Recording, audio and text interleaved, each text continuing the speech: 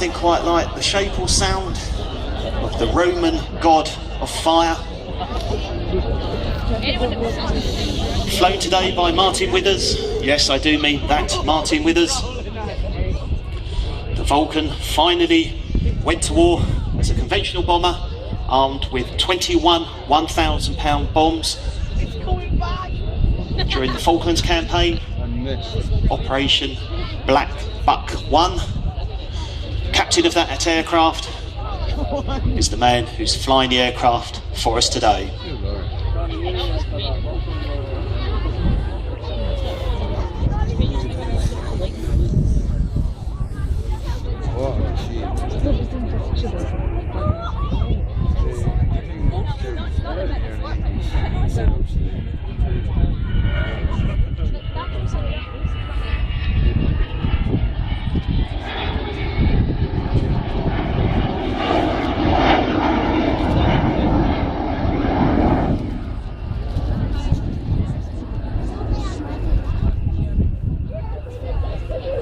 You'd be good at John.